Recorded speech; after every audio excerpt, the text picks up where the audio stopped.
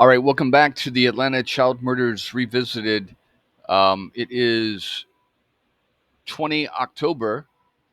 This is video number 2. And now I'm going to get into, we've got a little bit into the beginning of what got me into this, the DNA test. We'll go back to the DNA test and keep pushing on that. But now I'm going to go into my story. Why am I talking?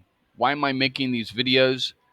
And what got me going with this, okay?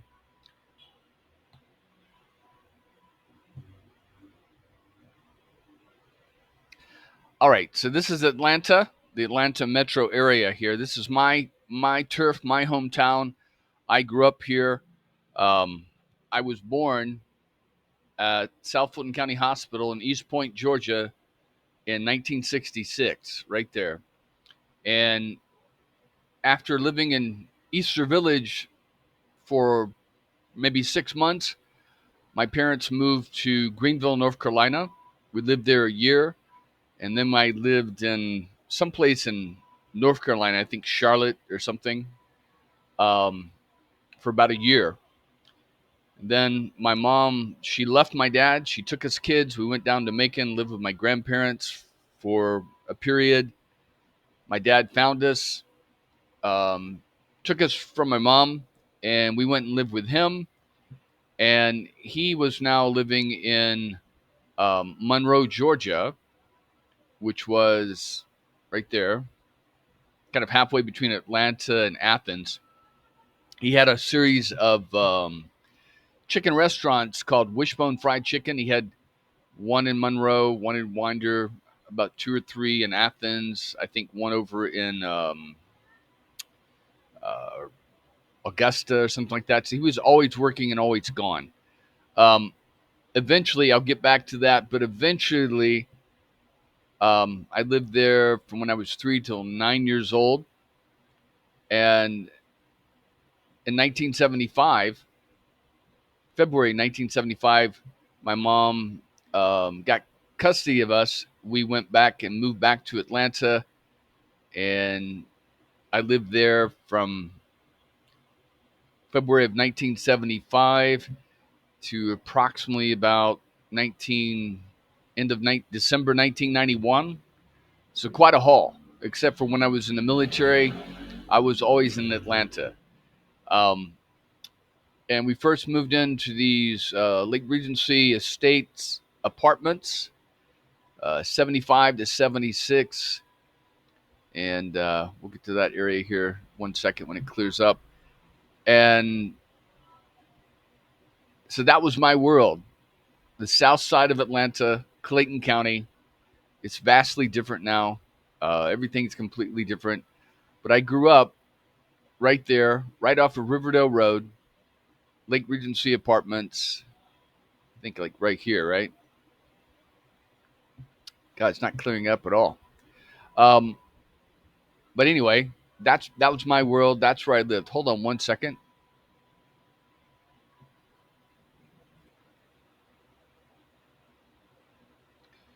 All right, now we're back.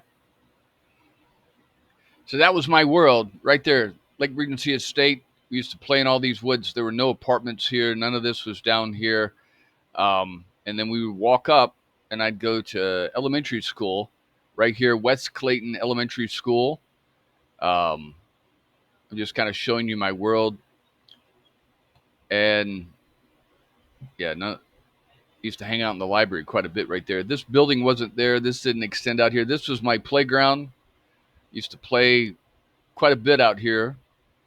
And I don't think this building existed, but there was a 7-Eleven right here. Used to hang out there, read comic books, and hang out with my friends. And then we moved up to Cherry Hills. My parents bought a house in what, August of 1976, and I lived there until June of 1984, and lived in this here. This was all all this right here was woods. There was nothing here. It was all woods when I was growing up. All this was all woods. There was a lake, Crystal Lake, back here we used to play in. There's actually two lakes. There's one here and one here. Um, but this was our world. We used to play in the woods. I used to ride my go-karts. This was Powerline Road. We used to run our go-karts up on Powerline Road here. And I went to North Clayton Middle School. Actually, it was junior high. It was called North Clayton Junior High back then. Seventh grade from September of 78 all the way up to June of 1981, seventh, eighth, and ninth grade. Used to walk down this road right here, going back down Crystal Lake Road, going home. And then from September 1981 to June of 1984, I was in 10th, 11th, and 12th grade in the high school here. My friends and I used to go in this field. This was the varsity football field. The football team used to practice there. We used to launch our bottle rockets back in 1978, 79 from this field. Used to play tennis right here. And I played baseball right here on this field. And spent many confused years at North Clayton High School. And this was our little shopping center area. There was used to be a Burger King here we used to go to all the time. There was a Winn-Dixie and an Eckerd Drugs. There used to be a shoe store here. Later on, there was a Del Taco place we'd go to. We used to buy our bottle rockets at a store right here. Right here, I used to get my hair done. I had a permanent and used to go in and get my hair curled right there. Next door was the Silver Dragon. What do you call it? Silver Dragon Chinese restaurant. My brother used to try to convince me that they were feeding us cats instead of chicken. And used to eat there. I had a friend and a girl I dated that lived back in these apartments here. And where this mosque is used to be a stationery store. And I used to go over here and buy my pens and pencils and paper for school. Over here was a video store, like right here. We had the first video rentals. We would rent there, and I bought my first video player right there, and video recorder and player. None of these houses existed back at this time. This road we used to ride our skateboards on. It was really steep, and I smashed into a telephone pole right here. But this was my neighborhood, and all my friends lived around here. We used to play basketball. This used to be a dead end street. There was a basketball hoop right there. None of these buildings existed. This was all woods. Approximately right in here, there was a fire back in like 1978, burned a lot of the trees down, and they went in and started cutting up the trees, and it looked like, we called it Iwo Jima because it was just all ash and black and devastated. Not all the woods, just a little section here. This power line road, the power lines used to go through, and on this road I would ride my go-kart. And there was the city dump over here. There used to be right here a construction company. Actually, no, it wasn't a construction company. It was a company that sold construction equipment like dumpsters and land, bulldozers and land movers and stuff like that. It would, so we would go, we'd just seen Star Wars, and they had these big machines that looked like spaceships to us. So we would go over there and bring our little 8mm camera and our Star Wars characters, and we would pretend like we were playing Star Wars. And it was always, I think it was right here, right in this section here.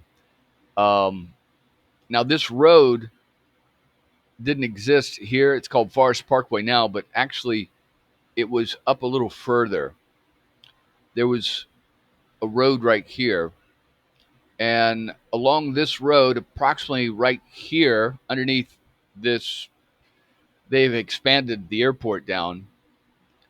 There was Aaron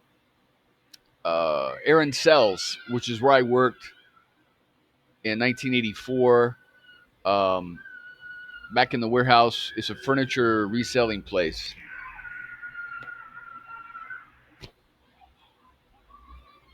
And I would work there, and that was something I did when I was in high school. A lot of fun, a lot of fun.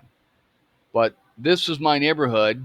This is where I grew up, and now it's completely gone. It's completely changed. You can see how they've turned this into some kind of industrial area over here with gravel pits and all kinds of crap.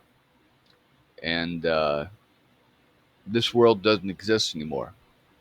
Now, Riverdale Road used to go straight up this way, and then when they added this extra runway, they they curved it around. Now there were neighborhoods and houses just like my neighborhood right here.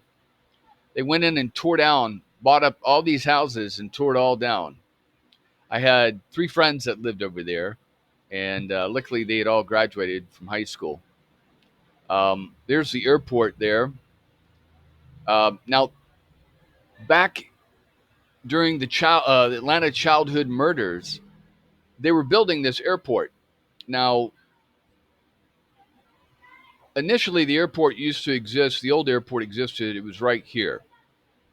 I believe it was like right here. That was the old airport terminal. And about 1977, 78, when Mayor Jackson was elected in 74 and they got reelected in 78, they were going to build a new terminal and make Atlanta one of the busiest, biggest airports in the country. And it worked. And they built this concourse. They built the terminal, um, A, B, C, and D, and I guess they've added one and two more, and that's where all that was going on. All this was like Delta, and I believe like right over here, right in this area somewhere, there was a Ford plant where they built cars. Okay, and that was the area. Now, right over here in Mountain View, you're going to hear about the Sanders brothers. Okay, they're supposedly accused of being involved in the Atlanta child murders. They lived approximately like in this area here. Now it's all been built up with warehouses. The Sand brothers were racist. They were involved with the Klan, but I'll go into there was absolutely no way they were involved in the Atlanta child murders because, first of all, like it's many people have said, and I've said in my old videos, there's no way a bunch of white guys could be driving around Atlanta in Southwest Atlanta and picking up black kids off the street without someone seeing them. And even though it was the 1970s, there was still a lot of segregation that was going on. Okay. We had equal rights. Everyone had equal rights and voting rights and all this kind of stuff, but people self segregated. So people would come to and work here and they would work up here and they'd work in Buckhead. And then they would go back to the neighborhoods where they had traditionally lived. Now, this area of Atlanta and this area of Atlanta were traditionally mostly African Americans. In the 60s, most of the whites and into the 70s were moving out. Okay. Most of this area was the rich part of Atlanta, pretty wealthy, Buckhead, and especially this area, lots of $1 million homes. So most of the whites that weren't rich, they moved to Clayton County where we were living. They moved to Cobb County. And then they also began this trend moving to Gwinnett County, which had very little population, and it became the fastest growing county in the country because all the whites. So basically, you buy a house, you know, you have some kids, and then 18 years later, the kids graduate from school. And then people either stay there for a while, they move down to Florida, they buy another house in the suburbs and move there and rent out these houses. And that's what happened. The vast majority of whites fled Southwest and Southeast Atlanta in the 60s and 70s. It's called white flight. So what you're left with is mostly African American and minorities that didn't have a lot of job opportunities and transportation, okay, to get to jobs, because now the jobs are not local. They're being moved to core business areas downtown. A lot of the office complexes are being opened up here in Sandy Springs and Dunwoody. And then they have these industrial parkways along Peachtree and South Industrial Parkway there. So that's what was going on, and that's when we come up to the Atlanta child murders. Okay, and there's a lot of economic poverty. There's a lot of what do you call housing that is public housing, and not a lot of opportunities. Now, where my parents were working, up until the summer of 1979, my dad was working down here in Union City for a company called Rogers Bridge Company. They were building most of the bridges in Georgia, and they were owned by Shepherd Construction, which is up here, which is, I believe, my uncle or my dad's uncle or something like that. And so that's what they were working. Eventually, my dad gets fired from that company because he was embezzling money. And like I said, I'm going to tell you the truth, even if it's not pretty, especially for my family and for me. But my dad was embezzling money, and I'll get into the reasons for that later on. But my mom had to get a job, and so she started working right here off Virginia Avenue. Okay, uh, yeah, right here at a company called, yeah, right here, Virginia Avenue, right at the Hilton. This is not the original Hilton. Um, there was another building here. Yeah, I think it's right there. I'll get into all this more later on, but my mom got a job there as a car rental agent for Spirit Rental Car. Eventually, it becomes Gelco Rental Car. My dad um, eventually ends up working for a company called Gelco Courier, which is another sister company of Gelco Rental Car. It's kind of funny because then later on, my mom company Spirit Rental Car gets bought up by Gelco, the same company my dad was working for, and my dad worked in the courier business. Specifically, um, they did general courier business, but they specifically geared toward um, banks for checks. So basically, if you had a bank account in Atlanta and say you went to, I mean, do people even use bank accounts anymore in America? I mean, checking accounts. But anyway, so if you went to, say, Kansas City, you wrote a check at, say, a department store there, they would put that in their nightly deposit into their bank, and then their bank wants to get their money as soon as possible because they've already paid you. So now they have an obligation that's out. They want to get that money back. And as long as they're having to, they paid you, and as long as they have to, you know, go without that money, they're in debt. Okay. So it's an obligation. So the quicker they can get their money back, the better it is for that bank. Okay.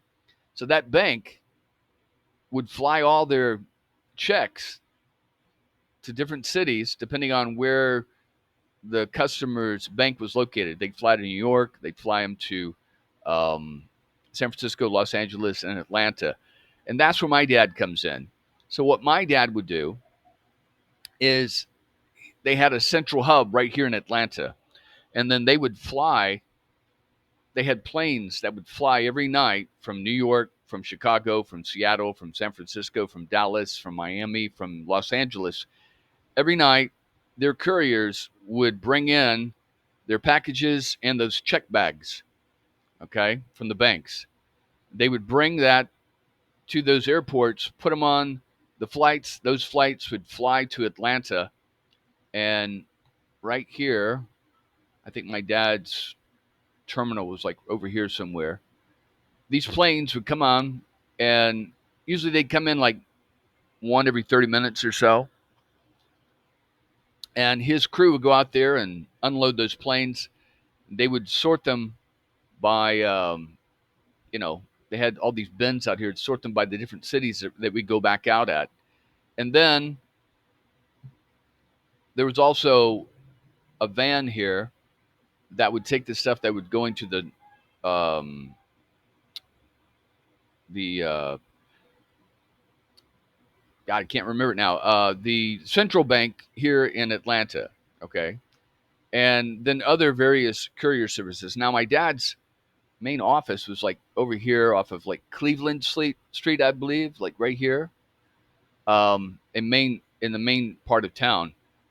But they had a little sub office here, and so that's what he would do. And then they would put them in the bins, and then as these planes came in, they would offload them and then unload them and then reload them, and then those planes would fly back, taking the checks from Atlanta to Seattle, San Francisco, New York, Los Angeles. Just kind of work like that. They come in, drop off, and then pick up every night, just like that.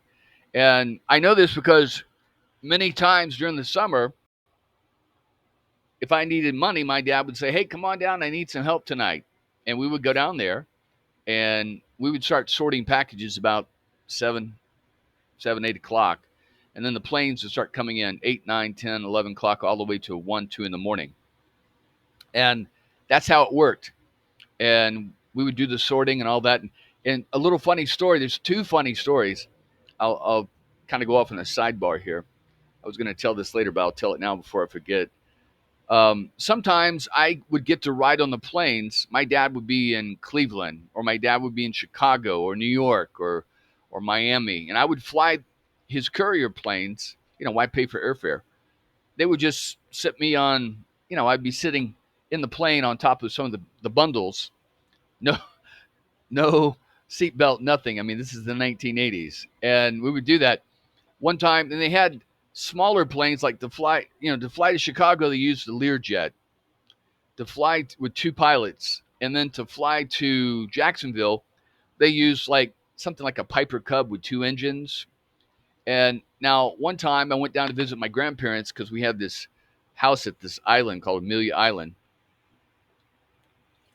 and I'm flying with this guy in this Piper Cub, and we take off, and we're flying, and he gets past, gets close to Macon, and he gets a little ways from the airport, and he pushes a button, and then he takes his hands off the controls and kind of crosses his arms and sits there, and I'm like, what's going on? And he's like, oh, I just got it on autopilot. And I say, well, it takes like 2 hours to get there, right? And he's like, yeah. So what do you do for 2 hours? And he goes, I just sit here and observe, And I said, you don't take a nap? You don't read? He goes, no, can't do that. I gotta keep my eyes open because something could hit us. I said, you have radar, right? And he goes, yeah, I got radar. And you got radio, right? And he goes, yeah. Well, I want to take a nap. And he's like, oh no, I can't take a nap. So I'm like, okay, because he has to keep his eyes open. So I'm sitting there, and I have this magazine, science magazine, I'm reading, and at first I was like following the roads and the landscape, and then I get boring from that. So then I started reading my magazine. And then about 15 minutes into reading my magazine, I started hearing this. And I'm like, I got my nose in the magazine going, oh God, please don't tell me that fucking pilot just went to sleep. And I push my magazine down a little bit, and I kind of arc my head to the left, and by God, he was asleep. He just got through telling me 15, 20 minutes before he had to stay awake. And I'm thinking, by God, that motherfucker is asleep. What do I do? Okay, well, we're on autopilot, so nothing's going to happen. So I'm like, oh my God. And I didn't want to embarrass him. Hey, motherfucker, you're asleep. You told me you weren't going to go to sleep. So I start ruffling the magazine papers and coughing. And then eventually he kind of rustles awake, and then he's back awake again, and I don't say a word. But then I'm thinking, oh my God, if he fell asleep when I'm in the plane, what does he do when no one is in the plane but him? And so then we got down to Jacksonville, landed. My grandparents came, picked us up, went to the island. Then my dad came down a couple of days later, and I got anxiety. I'm like, God, do I need to tell my dad that your fucking pilot is falling asleep in his plane? And so I started talking to my dad. I was like, well, what, about the pilot and about just general stuff. And I said, well, what happens if a pilot falls asleep? Well, that, if we find out about that, we'd have to fire that guy. And I said, he goes, well, did something happen? And I go, oh, no, nothing happened. Nothing happened at all. And so here I am, because the guy was a nice guy and a pilot, and maybe that was just a one-time thing. So I didn't want to get the guy fired, so I never told anybody. But now the other instance, I was going the opposite way to Chicago. My dad, it was during the summer 1983. My dad's working up there at their terminal they have up there at Roseway, it's some kind of Midway. Is it Midway? Midway Airport. And so they have a Learjet with two pilots, and the whole plane's packed full of, packages and bundles. And they set me on the package. I'm sitting there between the pilots, and we're flying. And we get about halfway up to Chicago, because these Learjets go really fast, so maybe 2 hours at the most.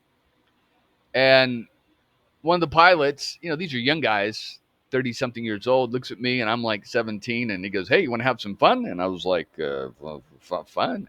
How do you have fun in a Learjet at, above the clouds? And so then they said, well, watch this. And then that we were flying above a layer of clouds, and the moonlight was coming down and shining it. So it was all white and looked like the ocean, I guess you could say, a white ocean. So he pushes the stick down, we go down, and then he pulls it back up, and we're skimming along the cloud layer. Okay? He didn't get on the radio and say he's going to, control, I'm going down to 10,000 feet. He just, boom, he does it. And we're skimming along like, we're a boat on the ocean or in the lake. And I'm like, wow, that's pretty cool. And he goes, you think that's cool? Watch this. And he reaches down, he grabs a flashlight, and he holds the flashlight up, like right in front of me. And he goes, watch this. He goes, here, hold the flashlight. When I tell you to let go, let go. And he pulls back on the stick, and all of a sudden this Learjet just starts not shooting up straight, but going up at a very, very steep angle. And I'm thinking to myself the whole time, oh my God, what if we hit another plane? Is this legal? What are they doing? And he goes up for about a minute, and then all of a sudden he pushes his not stick, but his controls down, and we start heading down at another 45-degree angle, or maybe a little bit steeper than that. And he goes, okay, let go. And I let go of the flashlight, and it just starts spinning right there in front of me. Not dropping, not flying backwards, not flying forward, just spinning right there in front of me. It's weightless. And then all of a sudden I notice that the bags start pushing up on me, and I'm starting to be weightless. And then I have to put my hands up to keep from hitting the cabin ceiling. And I'm completely weightless, like a fucking astronaut. And then, within 10 seconds, he pulls the stick back, levels out, and I, boom, went back down on top of the packages. And I was like, oh, that was fun. But, I'm 17, and I'm thinking, I'm not 12. I'm thinking, God, is that legal? Can they do that shit? Won't they get in trouble? And so again, the first incident had happened like the beginning of like June of 1983. This is like August, September of 1983. It was before school. I was out of school. And so I get back and I see my dad. And again, I'm like, hey, how'd the flight go? Oh, pretty good. And then these pilots are walking off from their Learjet, and they're going to go, they tell me that they knew some girls up in Chicago, and they could hook me up. And I'm like, I'm 17. I can't be hanging out with some flight attendants. My dad would kill me. And they're like, okay. And then as they're walking away, I mean, these guys were like fucking playboys. I mean, I don't know what the deal was. They were just, fly city to city, and they had girls in every city. And they were telling me about this. I was like, wow, And they were like former fighter pilots. They were like Navy fighter pilots, and back in the 70s or something. And so they were a bunch of sky jocks. It was crazy. And then as I'm talking to them, how'd your flight go? These guys are walking off, and they kind of, point the guns at me like, hey, and I'm like, yeah, and hi, bye, have fun. And, I don't know how I got back. I have no idea how I got back to Atlanta. I don't remember. But I'm trying not to tell my dad what happened. Yeah, Dad, I was a spaceman in a Learjet, about, over Nashville or Kentucky or some crap like that, flying to Chicago with your ace Playboy pilots. Now, how am I going to tell my dad that? Oh, you kids are making up shit. You know what I'm saying? It's me against these pilots. Words. So, and I'm thinking, God, that can't be legal. That can't be safe. But who knows? But that was my experience. I didn't mean to get into all that story, but that was my experience there. And my mom worked at this the Hilton right here. And it's not this Hilton, it was a different Hilton. Okay. And it was a building that kind of went like this, like that. It wasn't this building. This is a brand new Hilton. And I don't even know if this is the same spot. It might have been over here.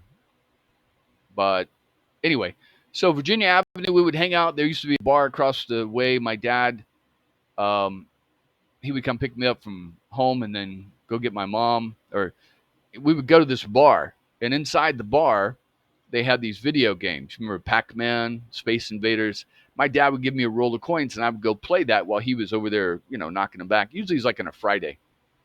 And we would go there, and he'd wait for my mom to get off, because sometimes my mom would go into work at 8 o'clock, supposed to get off at 5, but sometimes customers would drop off cars after 5, and she had to have them all cleaned up. So she'd have her guys out there, and she couldn't leave and lock up everything until everything was done. And sometimes that'd be 7 o'clock. So we would sit over there and wait for her. And the longer it took for my mom, the drunker my dad got, and I'd have to, my mom would come over, and she had the car, and she would come in and get us, and she'd say, how many did he have? And I said, well, you're late, so you know how many he had. And so she would never let him drive because of that. And then we would go over, I think it was right here, they had a place called Steak and Ale, and it was like this medieval kind of restaurant, where the women wore the dresses down and, push the boobies up and stuff like that. And they had steak and potatoes and rice and vegetables. And, it was great. I loved it. But I was really interested in the girls because, you're like 15, 16 years old, and you got this 19, 20, 21-year-old girl, and she's giving you the wink, and you're like, oh, hi. That was my world, and it was great. I loved that place. I loved eating there. Now, back to the Hilton. The Hilton was kind of set up like this. You'd go into this big open lobby, and over here, right just inside, was my mom's little kiosk desk. And then I think they had check-in was here. They had kind of a little lobby with some couches and a TV. I think even a fireplace. And then they had a dining room over here, a restaurant. And then behind that, they had a gift shop. And then they had a pool. And then they had like a building. The pool was kind of in the middle. And then there was suites here and suites here. Now, my mom would rent cars there. And then sometimes when I got a little older, 13, 14 years old, big enough to fit in the cars, she would sometimes let me go out there and move the cars around, wash the cars. I did all that, especially on weekends. Sometimes you'd have, the people would turn in cars late on Friday, and she'd have to come in on Saturday, and her maintenance guy wasn't there, so she would let me wash and clean the cars, and I would vacuum it out, and I'd find all kinds of change, and all kinds of stuff. One time I found some pot, and I gave it to my mom, and she's like, "Oh my God, where'd you find this?" And I said, "It was in the car." I found a golf club. I used that. I held on to that golf club all the way into college, and I used it as protection, um, home protection, And but yeah, I find all kinds of stuff there, and this restaurant here, I would go over and eat breakfast and eat lunch sometimes, depending on what time my mom was working. And one during as the Atlanta child murders started going, especially in the 1980, especially after January of 1981, the FBI were staying. Some of their agents, they would bring in these agents from all over the country, and some of them were staying at the Hilton because they could rent cars from my mom, they could park there. Um, they didn't have to pay any parking fees or worry about getting tickets, and they were close to the airport. So that was a good place for them to use as kind of a sleeping HQ. Okay. All right. So hold on one second. Let me write down my time here. So I remember one time, so I think it's like the summer of 1980, or maybe a little bit, I don't know, maybe it was May of 1981. I'm in the restaurant there, and it was like right across from where my mom was at. And I'm sitting there eating, and then these big, tall guys in suits come walking in, and they all sit down. They all had short hair. They all wore full suits. I mean, full. It was like April, May, wearing full suits, and with the vests and the ties, and they all wore sunglasses inside, and the shoes were all dress shoes and shiny and everything, and they had like the most intimidating look, and they weren't chatting like normal people. When they sat down, they kind of ate like robots. They sat straight up in their chairs, and they faced their food, and then they kind of scooped their food into their mouths, and they would chat very, very low. And I was sitting at the table next to them, and I was kind of looking over, I'm like, what, 15, 14, 15, like that. And I just remember once I was looking at their shoes, how shiny they were, and I'm like, wow. And then I felt all these eyes on me as I'm looking at their shoes. I felt all these eyes on me, and I kind of rolled my eyes up, and I have 3 or 4 agents looking at me, and they're like, one of the head agents says, "Can we help you, son?" And I'm like, oh, no, no, no, I'm fine, I'm fine. And they're like, "Okay, thank you." And then they went back, and it was all soft tone again. It was very strange. It was almost like they were fucking robot. I just distinctly remember thinking they were fucking robots. You know, of course, I know that's not true. It's probably just the discipline they were trained. When they went out in public to not, carry on and stuff like that and get drunk and crap like that. So I went over and I told my mom, and I said, "Mom, there's these guys, the cop. I think they're cops." She goes, "No, they're FBI agents." And I go, "Really, FBI agents?" And they're like, my mom's like, "Yeah, they're here. They're investigating the Atlanta child murders, but don't tell anybody, okay?" And the last person you would ever want to tell any secret to would be my mom, okay? My mom was like a loudspeaker of everything. She would tell, if she would tell on the Pope if she had some dirty stuff on him. My mom couldn't keep a secret to save her life. Man, I love my mom, but she was just, that's just the way she was. She didn't believe in secrets. And so she had been renting out these cars, and, she knew it was the FBI because she was getting this bill. She would send these bills off to the headquarters downtown, and then some of them were getting paid the cars were getting paid from DC or something like that. So now also in here in the summer of 1980, there was a gift shop right in the back. But before I get into that, I want to go into this. In the summer of 1983, is it 1983? 81. Yeah, I think it's the summer of 81. My mom, or no, it was the summer of 80. And I had been a big tennis player. I was really fond of playing tennis. And I played tennis with my friends. And we were no good and we sucked, but we thought we were fucking champions of the world. Well, there was this Arab kid here from some Middle Eastern country. And he spent all his time in the pool and he talked with my mom because he was bored and he was there for months. And my mom, being nosy like she is, she found out he was like some prince from Abu Dhabi or Qatar or something like that whose father had been overthrown or thrown out or was in disfavor. And he was over here, you know, hanging out until his parents could figure out what to do. So she come across that he played tennis and she mentioned, oh, my son plays tennis. And so she set up this tennis thing between me and him. And I'm, 14 like years old and he's like 18, 17, 18, 16, 17, something like that. And, these people, they're rich. And so they have professional people train them. And that's all they do is play tennis. Okay. So I don't know what my mom was thinking. So anyway, so he was going to pick me up at my house. Okay.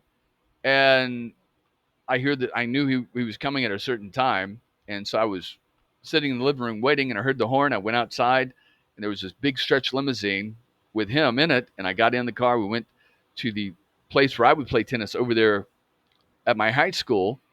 And we get up there and he let me serve and I served and then boom, he fired it back like a fucking bullet and smoked me. And then when he would serve, it was just like a machine gun. Boom, boom. It would just fly by me and I didn't know what the hell was going on. And so then he realized that I wasn't this great McEnroe teenage tennis player that my mom made me out to be.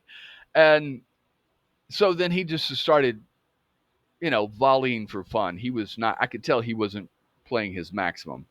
And, we had fun. It would kind of volley back and forth. And then we went to dinner someplace or lunch someplace really nice. And he was a cool guy. And then eventually he went back to Abu Dhabi or Qatar or Bahrain or whatever the hell he went.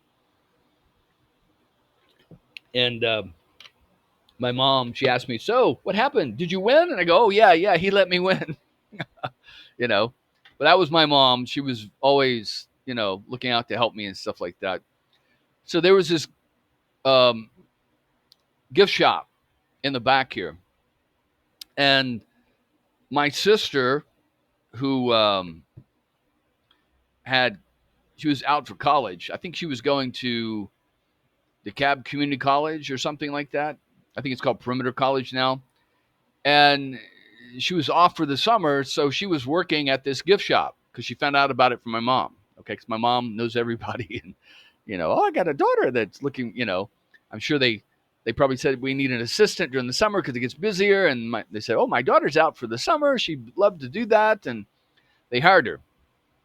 Well, this lady who ran the gift shop, she was married, her husband and they owned a Dipper Dan's ice cream shop in Stewart Lakewood Shopping Center. They'd owned it since like the 60s. So for probably 20 something years.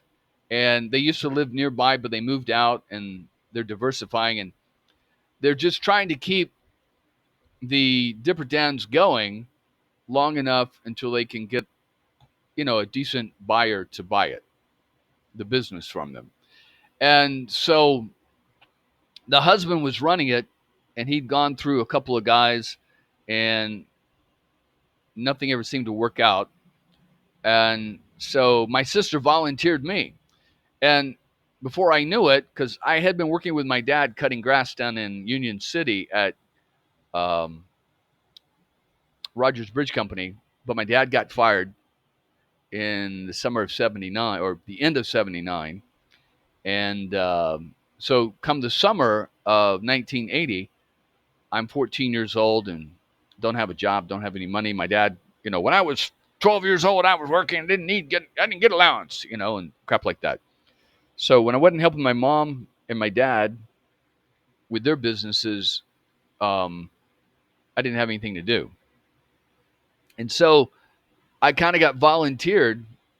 You know, when you're 14 and your parents tell you you're going to go here, you're going to go there, you do it. That's what that's what way I was raised. And so my mom was all excited. She came in and says, "Look, we got you a job, and you'll love it. It's this, you're serving ice cream. You get free ice cream, and what else is there to say? And you get paid." And I'm like, "Wow, that's pretty cool." So, and I didn't know where Stewart Lakewood was. We'd only been there maybe once or twice before, and I didn't know what that area was like. Now, that area used to have white people, and of course, over the last 20 years, there'd been a lot of white flight, and so people were fleeing from that area. So the majority of the population around there was black. Okay, I don't know why they hired me. Why didn't you hire some local black kid? I think because the guy seemed to be pretty racist, because he would talk bad about some of the black people. He was one of the few white businesses that was still there. Um, and that's Stewart Lakewood right there, shopping center. And now I'm going to go to a sidebar real quick just to kind of introduce some other stuff. Now, this used to be Stewart Lakewood Fairgrounds, okay? I think it's like an amphitheater now. I think there's a movie studio.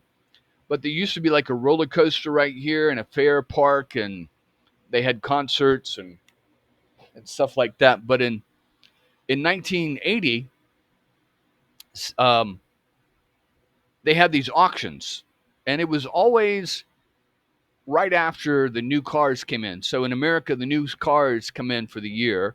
Um, so like if you have 1981 cars, they come out in September of 1980. Okay, and so the rental car agencies, what they do is they sell off all their old cars. So their 1979, 1980 cars, they would sell off at an auction, try to get back some of their money, and then they would buy new cars. Okay.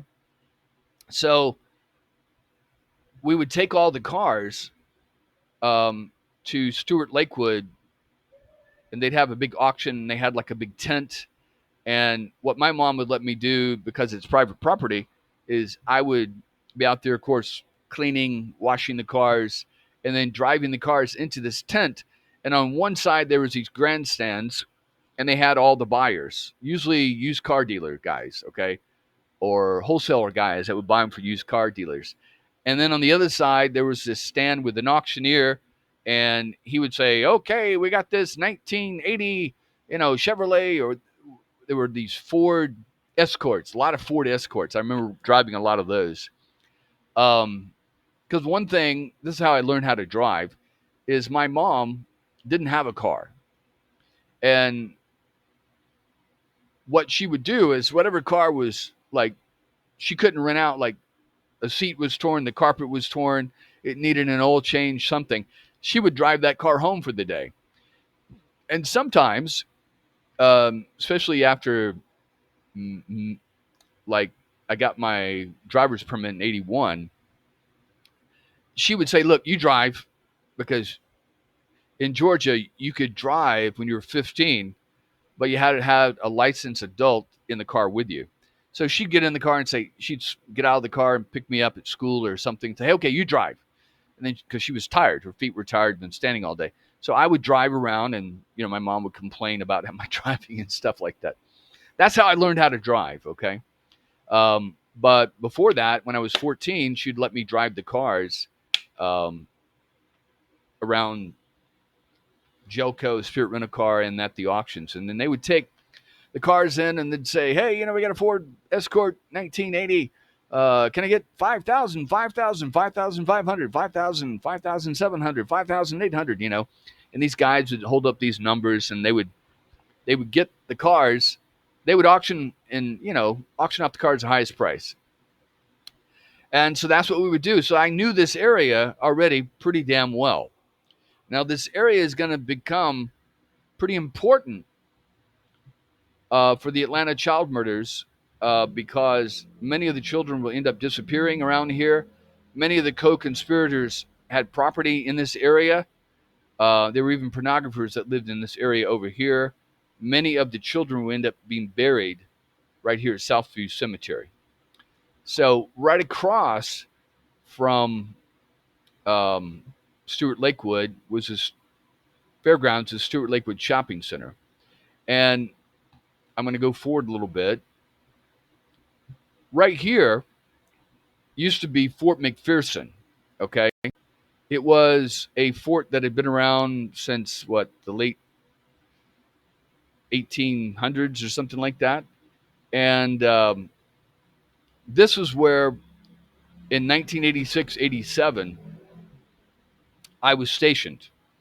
Or actually 87-88, I was stationed here at Fort McPherson. And this is where I did my duty. There was the main gate was right here. And now there's was it Tyler Perry has a movie studio here. There was a golf course over here, and there are officers' row. These row houses here is where the officers, and there's a parade ground right there. And right, this building right here was a warehouse. It just looked like an old warehouse, but inside they had these modular buildings. They took off the shell of the warehouse. They had taken a warehouse and built it up, and then they built these little modular buildings inside. And each section was a different section, S2, G2, of this unit called FORSCOM, Third Army. And Third Army was a ghost unit. It was a headquarters unit. This was the headquarters unit of Third Army, where I was stationed. I was a chaplain's assistant on the post there, and my office was like back over here. And I might run out of time here. Yeah, good. I'm going to run out of time, so then I'll get into Stewart Lakewood more on the next video. And the reason I'm telling you this stuff is because, it gives kind of context that I know what I'm talking about when I talk about Atlanta, and I know what I'm talking about when I'm talking about the Atlanta child murders, okay? So from 87, 88, I was stationed here as a chaplain assistant. I was in this building. It was a top secret building. No one was allowed in it unless you had like really high clearance. We had a little section over here or the corner of the building that was walled off from everybody. And the reason they had it hidden here is because the satellites, they didn't want the Russians or the Iranian satellites to see the headquarters unit. And from there, they planned the Iraq War, the first Iraq War and the second Iraq War. A lot of Third Army was involved in that, in FORSCOM. And I had dated this girl who came like the summer of 1988. And she worked in our office as a civilian. So now the Army has these civilian jobs that will come up during the summer, and they hired her. She was there from college, and I started chatting with her and said, "Hey, you want to go?" She wasn't from Atlanta originally. Her parents had moved from someplace else, like Chicago or something. I said, "Hey, let's go hang out." We would go out to dinner. We would go to the movies. We would go to the art museum and stuff like that, and it was fun. And then one day I was bringing her home. Most of the time I would just bring her home and drop her, like down here. And I knew this. She said, "Just drop me here," and she would walk down. Okay. And then one time she says, "My dad wants to meet you." And I said, "Oh, okay." And so she met me first, and then we drove down and we parked And then I noticed I was parking right in front of the general's house. And he was a 1-star, maybe a 2-star general. And he was the post commander. He wasn't my commander, but he was the commander of Fort McPherson. And he was a general. And that was her dad. And I tell you, I was in total, absolute 100% fear. Okay. Because you're dating a general's daughter. Anything you do could destroy your career. And, anything you fuck up on, you don't bring her flowers, you don't say the right thing, you touch her the wrong way, she gets mad, sees you chatting with another girl. Of course, nowadays we have cell phones, so, maybe she looks at your cell phone or something. Anything, and I could be in the brig for whatever reason. I was frightened. I was very, very frightened. So I made excuses not to go out with her anymore after that. And then she went off to college and started writing me. Um, After 2 years, you have to transfer to another post. And they had a post position at Fort Gillem and um, uh, down in Columbus, Fort Benning, they used to call it. And I was going to go there, but then that would be too close to that girl. And I was nervous because I, I didn't want to screw up, because even if I was posted someplace else, a general could still find me. So I wanted to go as far away from this girl as possible. And so I found a position out in California at the Presidio Monterey, and I went out there and I was posted there. Uh, and I'll tell a story about that later, that I probably shouldn't have done that either. But anyway, so let's see. We got 4 minutes. So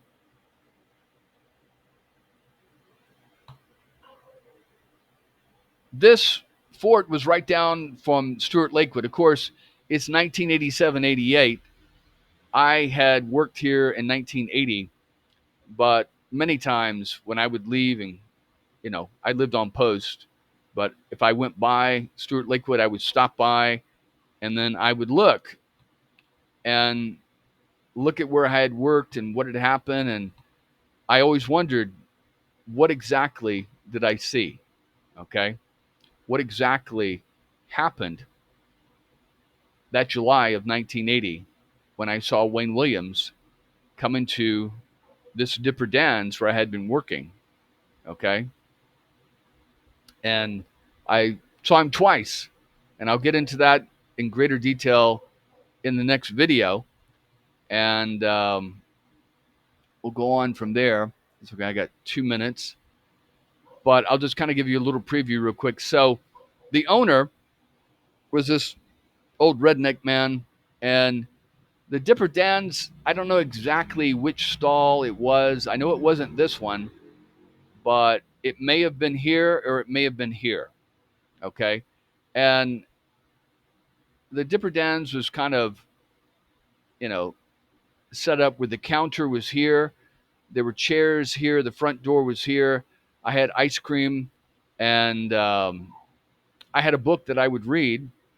Um, and I worked there from beginning of the summer, June, when I got out, probably like the 14th of June to the end of July.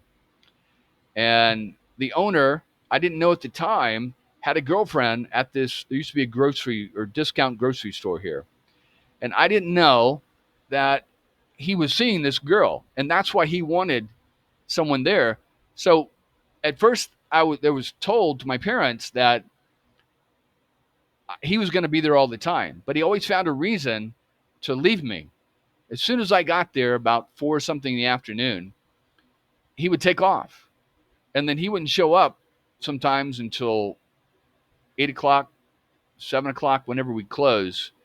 And he would be all sweaty and everything. And I eventually figured out that he was having an affair with this woman over here. And I didn't want to tell anybody, because I didn't want to lose a job and I didn't want to get in trouble and all this kinds of stuff.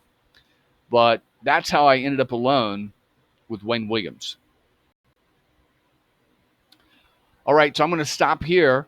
And the next video I'll pick up and I'll go into my encounter, I'm going to not be as emotional as I was because I've had time to go over it many times, and so I'm not going to be crying. All right, take care, and I'll see you next video.